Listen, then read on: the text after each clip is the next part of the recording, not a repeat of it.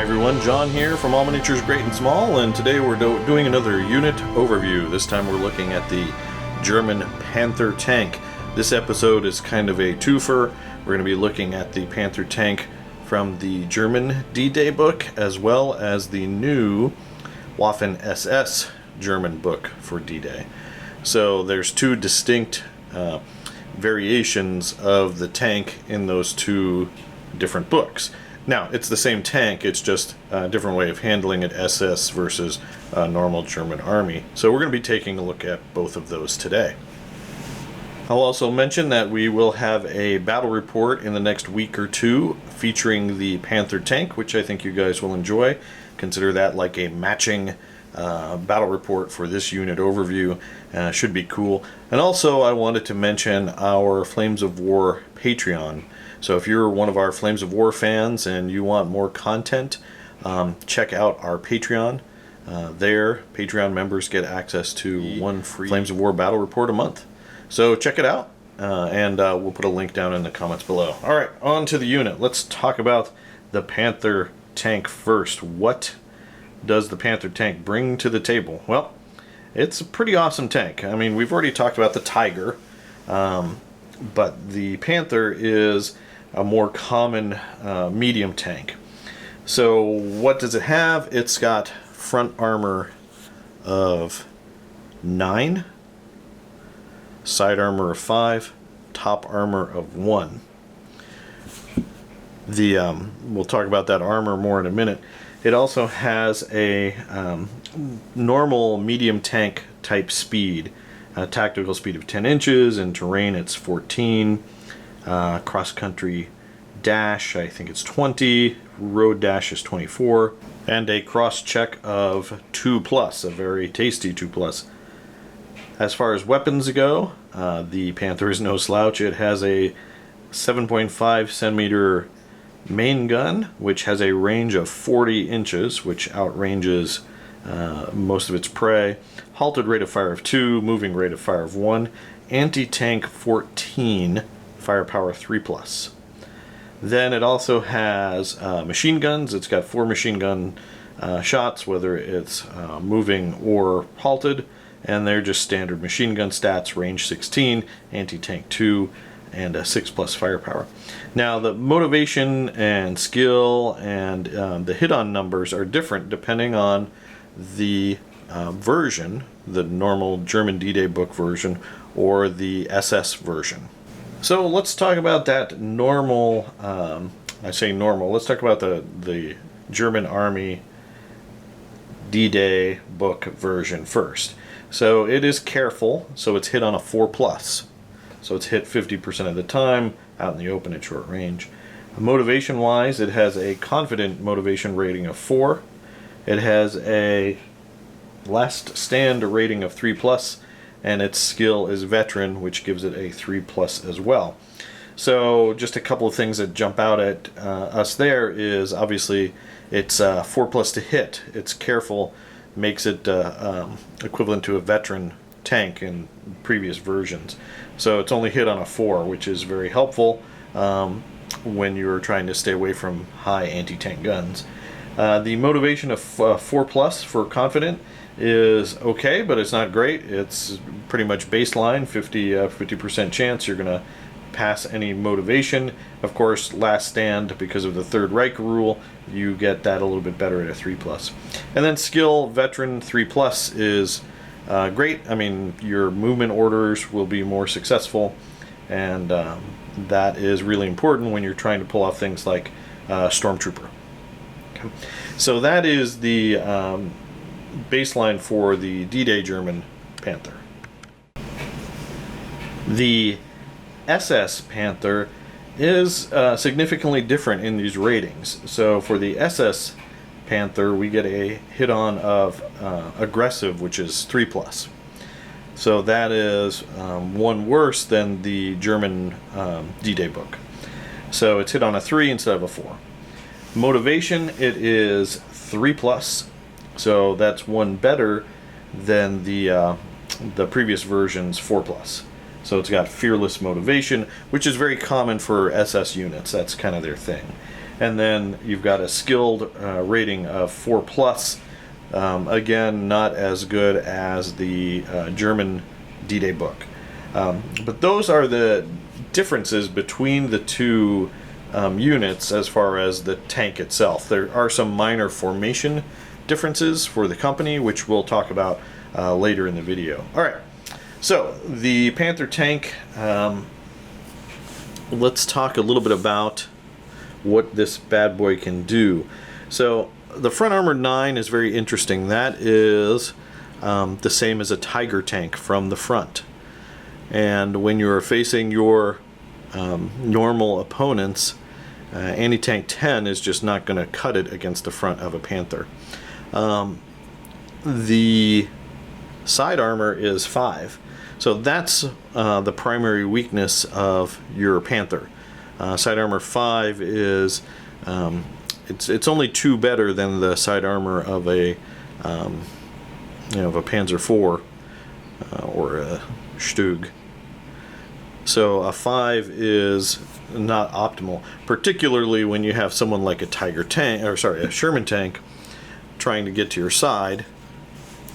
And in that case, the anti-tank 10 on the Sherman is more than likely to penetrate the Panther tank. Side armor 5 versus anti-tank 10, you need to roll a 5 to equal and a 6 to bounce, which is not good odds. So at all costs you want to keep the Sherman tank at bay. Same thing goes with Stuarts. So Stuarts, I don't have a Stuart model handy out of the box, but Stuarts are kind of the same way in that they are you're impervious to them from the front, really. But from the side they can actually hurt you. Granted, it's anti-tank 7 versus your 5, so you need to roll a 1 to fail your armor roll, but it's a possibility, and sometimes it's just something you can't ignore, per se. Then the top armor of 1 is pretty much the same for all medium tanks. So nothing new there. If you played with Panzer IV, Stugs, Shermans, you know what top armor 1 means. You are vulnerable to being bailed out in assault from normal infantry. Bombs and artillery are a little bit more effective against you, but not much. I mean, artillery on the whole has gone down in anti-tank in this version, so it's presenting not as much a threat to tanks. So really, when you're talking about the Panther, it's a medium tank like a Sherman or a Panzer IV, more than it's like a Tiger, a heavy tank. It's just a beastly medium tank rather than a light heavy tank. I know that's an odd statement, but in your mind oftentimes that's how you want to think about your Panther. It's a medium tank that just happens to have a really awesome gun and really great forward armor. But again, you have all the other considerations: weak side armor, lower top armor, that you're going to want to consider. Another big plus for these guys is that 2+ cross rating, which is just amazing, and that represents, I'm sure, the fact that these guys have wide tracks. But going things like this bocage that you're seeing here, hedgerows, trees, is really not much of an impediment to the Panther tank, which is nice. The gun itself, AT-14. Let's talk a little bit about that. I know we've talked about a couple of vehicles with that anti-tank 14 rating, so we're not going to repeat ourselves too much here, but just know anti-tank 14 is really hits a sweet spot when you're facing, even if you're facing like an up-armored Sherman, like a Sherman 76 with a front armor of 7. At long range, your 7 goes to 8, and you can equal the 14 if you roll a 6. But you can't bounce a Panther shot completely with front armor 7, which is big. And then front armor 6, which is going to be your most common medium tank armor against British and Americans. Front armor 6 gets no save against the Panther under any circumstance. Long range, it doesn't matter. That AT-14 is going right through and straight to your 3-up firepower, which is fantastic. So that's it. The nice thing is, since Panthers cost a little bit less than Tigers, you can have more AT-14 in your list, and that's going to help. And also too, as we look forward to more Soviet stuff releasing, the Bagration stuff, Panthers are going to be helpful there when you start talking about Russian tanks, which on average have higher armor than the American and British tanks that D-Day German players have been facing. Next, let's talk about the formations, the companies that you can take. So the German D-Day version, that Panther company, well, both of them are going to have a mandatory Panther HQ, and then one mandatory Panther platoon, and then a second mandatory platoon, which can either be Panthers or Tigers. So you can mix and match your big cats. Now the differences arise with the D-Day German book.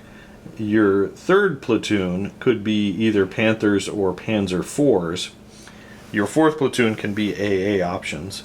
Whereas looking at the SS book, your third platoon can be Panzer IVs or Stugs, in addition to Panthers. So it's adding the Stug option to the SS Panther company. And then the fourth platoon is AA as well.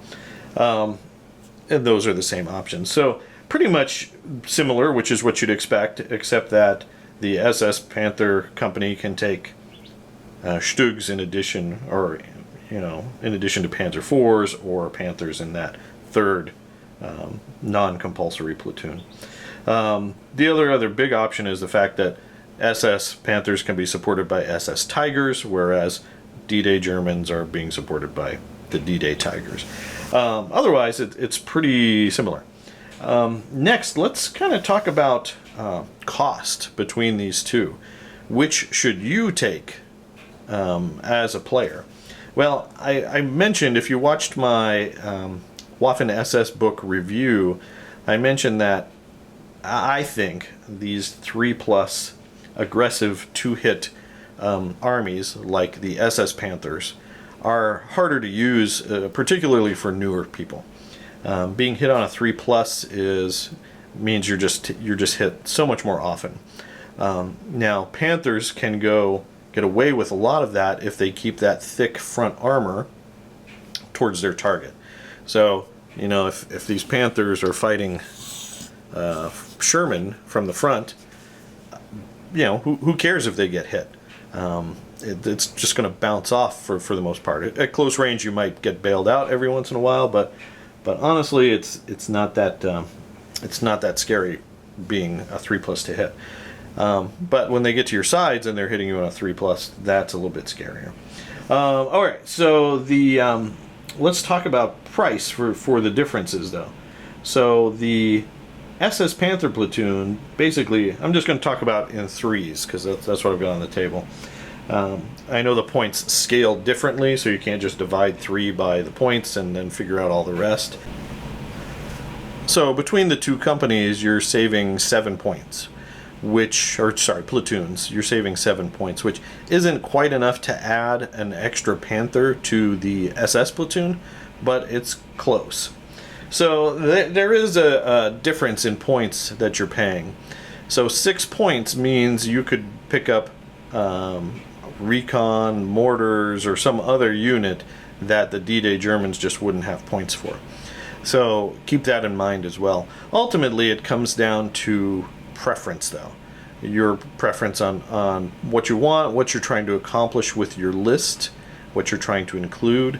If you want to run Panthers and Tigers in the same company, well, maybe SS is the way to go because they're going to be cheaper. Because your SS Tigers are going to be pretty expensive, and you can get more in your platoon, in your formation.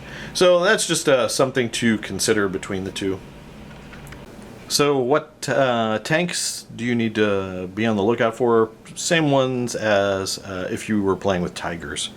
Fireflies, M10Cs, normal M10s, Sherman 76s can also be dangerous, but obviously there's ways to mitigate that.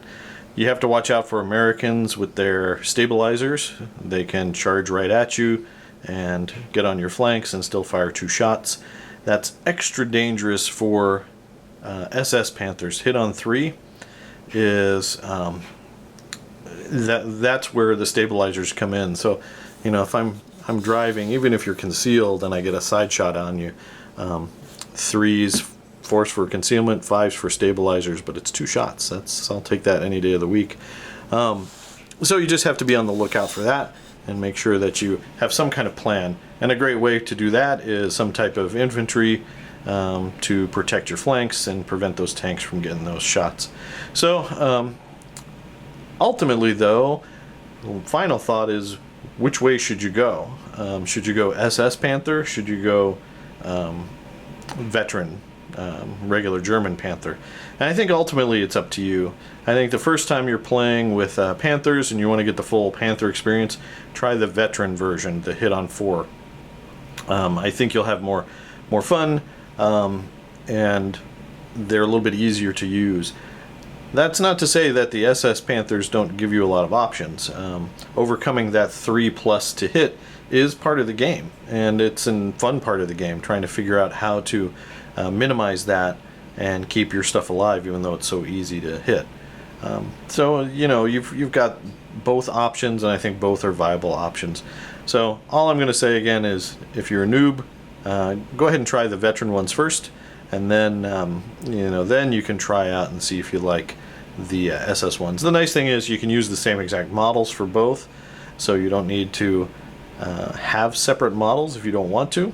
And so it makes it very inexpensive, real world money wise, to run them either way, which is fun. All right, well, there you go, guys. This was a quick look at the Panther Tank from the D-Day books, both the German D-Day book and the Waffen-SS D-Day book. I hope you enjoyed this. If you did enjoy it, please let us know down in the comments below. What do you think about the Panther Tank? You can also check us out on Facebook at All Miniatures Great and Small. We try to post updates there. And also, please do check out our Patreon if you're one of our Flames of War fans for even more exciting Flames of War content. As always, thanks for watching, and keep on wargaming.